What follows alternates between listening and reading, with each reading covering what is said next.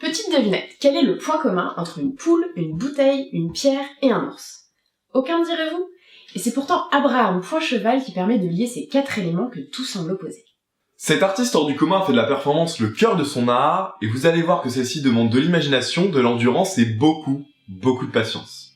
Il mène ses expériences autour des thématiques de l'enfermement et de la recherche de la perte d'essence afin de repousser ses limites et d'offrir un nouveau regard sur le monde.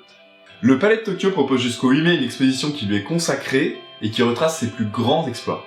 Et puisqu'Abraham aime donner de sa personne, il y prendra part lui-même au travers de 2 toutes nouvelles performances. Allons à la découverte de ce personnage singulier.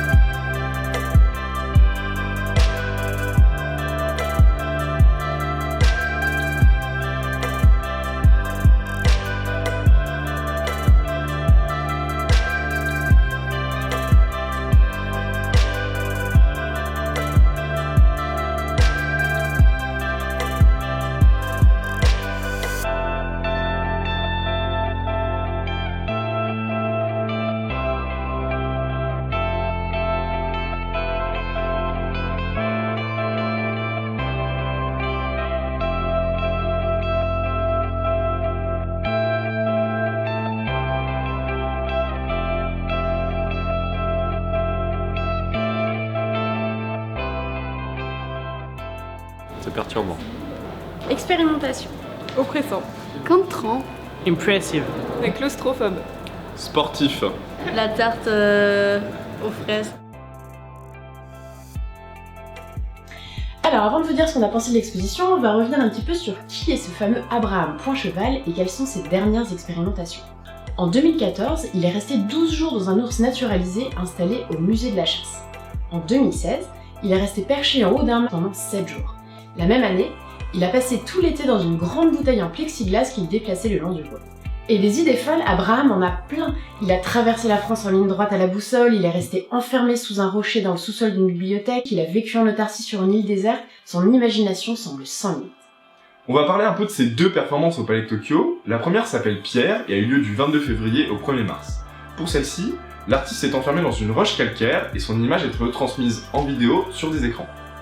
Avant et après la performance, le rocher est ouvert en 2 et présenté au public, et on peut même s'installer dedans pour avoir une idée de ce que représente cet enfermement. Sa silhouette a été creusée dans le rocher et la liberté de mouvement est vraiment réduite. Après s'être confronté au monde minéral, Abraham Poincheval va explorer la face animale avec sa seconde performance qui s'intitule œuf. Installé dans une vitrine et recouvert d'un manteau traditionnel coréen, il tentera à la vue de tous de couver des œufs de poule jusqu'à éclosion. Cette performance est directement inspirée de la nouvelle de Guy de Maupassant, Toine, dans laquelle le personnage principal est forcé par sa femme à couver des œufs. Il prendra place le 19 mars pour une durée qui pourra aller de 21 à 26 jours, ce qui correspond à la temps de gestation d'un œuf de poule. Donc pour ma part, j'ai trouvé l'exposition un peu courte. En fait, il y a que 5 ou 6 œuvres, et c'est vrai qu'on en a vite fait le tour. D'autant plus que moi, j'avais déjà vu celle de l'ours, en fait, dans une précédente exposition au Palais de Tokyo. Donc c'est vrai que ça m'a paru un peu court. C'est vrai que l'exposition est très courte, il y a 5 ou 6 œuvres. Moi après je connaissais beaucoup moins, je connaissais juste l'ours. Mais après il faut pas la voir comme une exposition traditionnelle. On prend le temps de vraiment s'intéresser à chaque œuvre. c'est déjà un petit peu plus complexe et je trouve que c'est uniquement comme ça qu'on peut mettre en perspective et comprendre ce qu'il a voulu faire.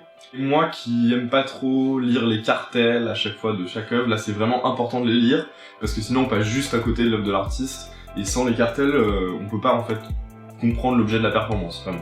Il y en a un particulièrement où en fait on arrive, on voit cette grande boîte métallique, on comprend pas trop ce que c'est, on se retourne, on voit une vidéo projetée sur un écran rond où on voit des montagnes tourner. Quand on lit le cartel, on se rend compte qu'en fait il a été passé plusieurs semaines dans les Alpes à tirer cet abri de fortune. Il y avait une caméra installée qui filmait en même temps ce qu'elle voyait. C'est uniquement quand on a l'ensemble qu'on peut vraiment comprendre.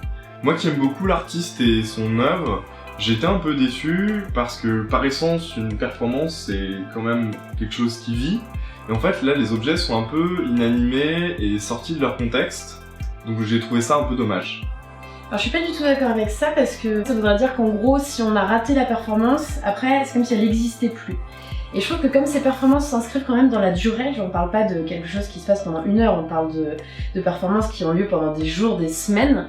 Et il y a un tel travail de préparation avant et je trouve justement assez incroyable la façon dont c'est présenté. Il y a à la fois l'objet, il y a le cartel, il y a tous ces panneaux préparatoires, il y a pas mal de vidéos. Je trouve qu'il y a quand même matière à se rendre compte de ce que c'était. C'est peut-être juste lié à la frustration du fait qu'on n'est pas passé pendant la performance.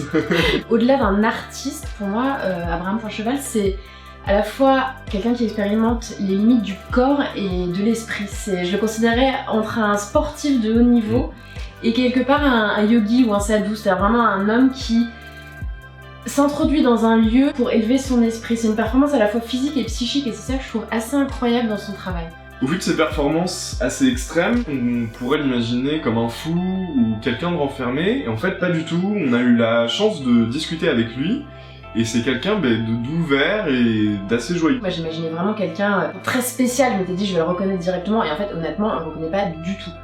Il faut vraiment savoir que c'est lui, et d'ailleurs il est prof à la vie également, et c'est vraiment quelqu'un de normal entre guillemets. D'ailleurs ce que j'aime dans sa démarche, c'est que bien qu'il soit en autarcie pendant ses performances, il est très souvent en contact avec des gens.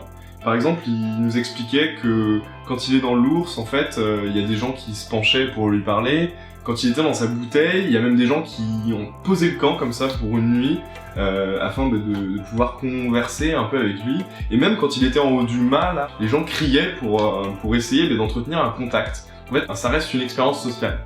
En bref, dans les œuvres d'Abraham Poincheval, il y a de la folie, il y a de l'utopie, il y a quelque chose de presque enfantin. On a vraiment l'impression qu'il se pose et il se dit « Et si je faisais ça ?» Et ce qui est dingue, c'est qu'il le fait. Et on dirait que l'art, en fait, lui a donné un moyen d'expression, mais c'est quelqu'un que j'imagine très bien pouvoir faire ça, même sans aucun biais médiatique. Ouais, c'est sûr. En bref, j'aime beaucoup cette démarche artistique qui donne à voir le monde sous un angle nouveau. Je vous invite vraiment à aller voir cette exposition, et si vous voulez voir quelqu'un couver des œufs, je crois que c'est votre dernière chance. Et puis en plus, ce sera l'occasion d'aller découvrir les autres expositions qui se tiennent actuellement au Palais de Tokyo, notamment Taro Izumi qui est assez barré également. Et voilà, la visite est finie. Merci beaucoup de nous avoir suivis pour ce 3e épisode. On est très heureux de poursuivre cette aventure contre nature, et on espère que ça vous plaît. Et si ça vous plaît justement, n'hésitez pas à vous abonner à notre chaîne YouTube ou à nous retrouver sur contrenature.fr où on vous propose d'autres types d'articles qu'on n'a pas forcément le temps de traiter en vidéo. On se retrouve mardi prochain. Bye bye!